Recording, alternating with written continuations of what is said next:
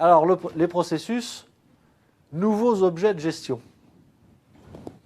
Alors, qu'est-ce qu'un processus? Alors, on va apprendre directement la définition du maître, en tous les cas en France.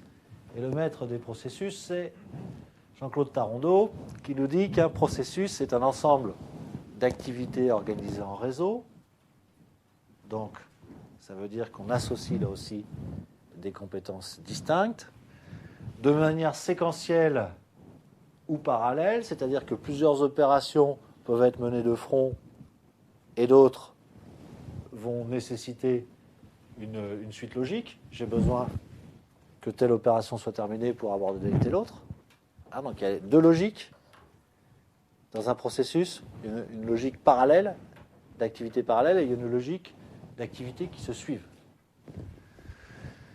Qui combinent ou qui mettent en œuvre de multiples ressources, des capacités ou des compétences. Donc là, on est exactement dans la même logique que le projet, pour produire un résultat ayant de la valeur pour un client externe. Alors ça, c'est très intéressant. C'est que le point d'arrivée, mais c'est souvent aussi le point de départ, de tout processus, eh bien, ce n'est pas l'intérieur de l'entreprise, mais c'est son environnement, et dans son environnement, particulièrement les clients. Pensez par exemple au processus de facturation. Le processus de facturation, il part d'un client et il arrive au client. Mais entre-temps, il a intéressé la gestion de stock, l'administration commerciale, la comptabilité. Donc il y a tout un tas de partenaires donc, dans ce processus. Alors quels sont concrètement les principaux processus critiques de l'entreprise? Critique, ça veut dire les processus, s'ils ne sont pas critiques, on ne s'y intéresse pas. S'ils sont critiques, c'est-à-dire si leur dysfonctionnement altère de manière significative les résultats de l'entreprise, alors il faut s'y intéresser. Alors on a évidemment le processus qualité. Quand on dit la qualité c'est transversal, ça intéresse tout l'ensemble du personnel d'une organisation, voilà. On a bien compris qu'on était dans une logique de processus. Le processus marketing, dont le point de départ est le client, et le point d'arrivée est le client. On a les processus d'innovation. Alors, les processus d'innovation, eux, ils peuvent se confondre le plus souvent avec la démarche projet. Il y a un processus d'innovation, mais un processus d'innovation, en fait, c'est un ensemble de projets. Le processus stratégique.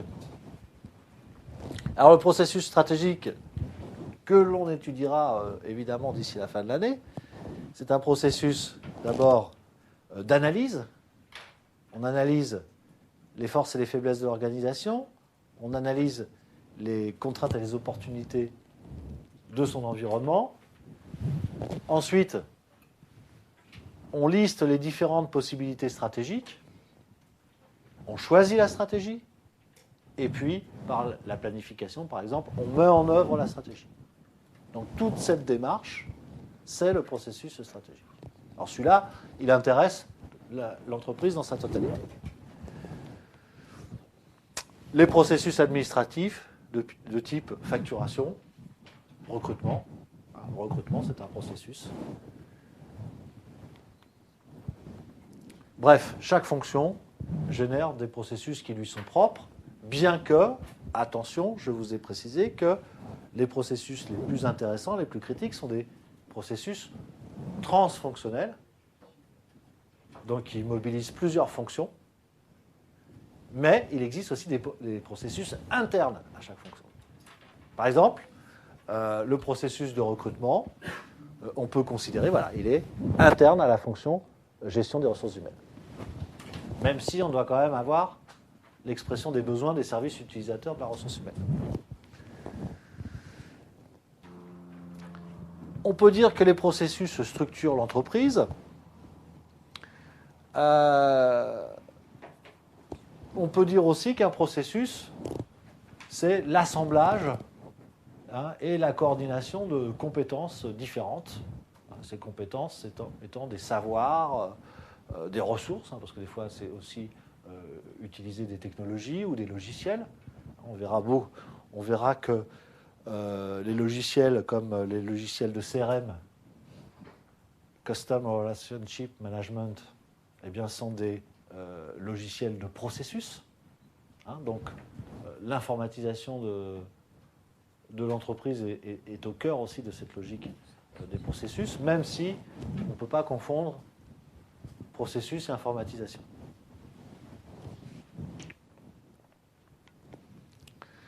Les processus sont transversaux. Je vous dis, on parle de management par les processus ou d'organisation par les processus, mais on peut aussi parler tout simplement d'organisation transversale ou de management transversal pour désigner les mêmes réalités.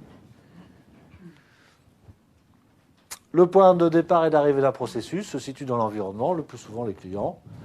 Et, point que je n'ai pas mentionné, c'est qu'on peut avoir une cartographie de l'essentiel de l'entreprise sous forme de processus. C'est-à-dire, si je m'amuse dans une entreprise à identifier et à ordonner l'ensemble des processus, il y en a qui sont plutôt horizontaux, d'autres plutôt verticaux, eh bien j'arrive à un maillage, parce qu'évidemment, une même fonction ou une même activité dans l'entreprise est au carrefour de plusieurs processus, le plus souvent. Donc j'arrive à avoir une représentation de l'ensemble des activités de l'entreprise. Alors pas de l'ensemble, il y a quand même quelques activités qui échappent à la logique des processus.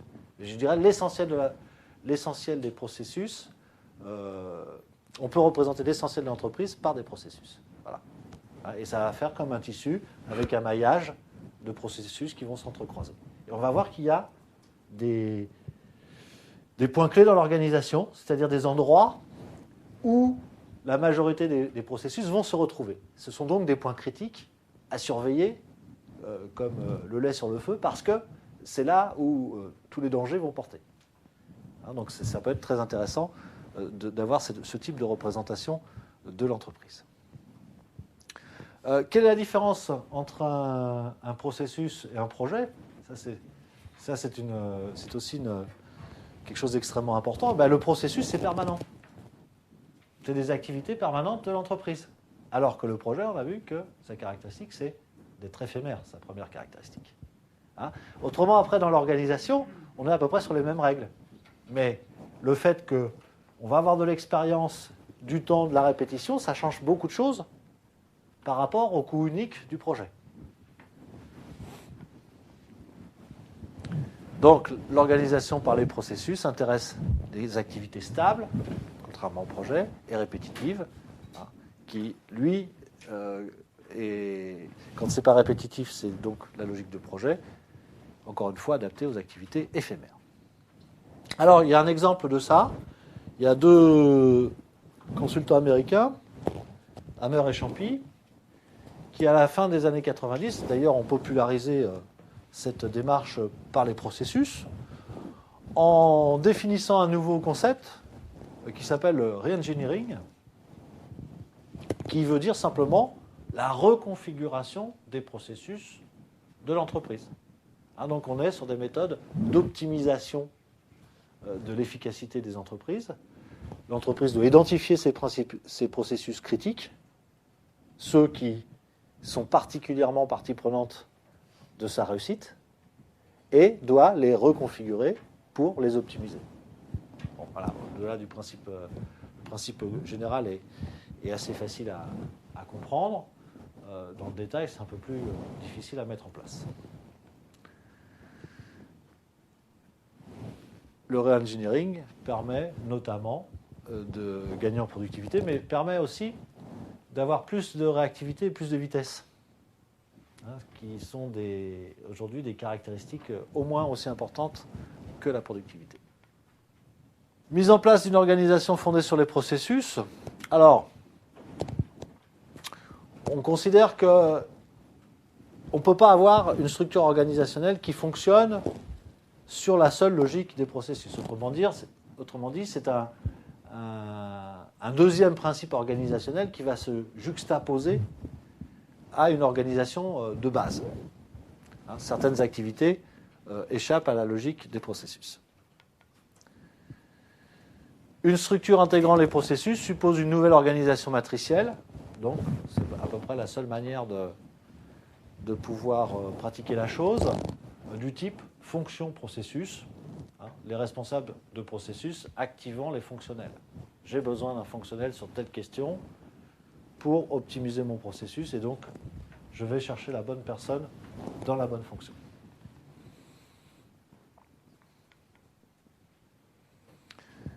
Notons que les technologies de l'information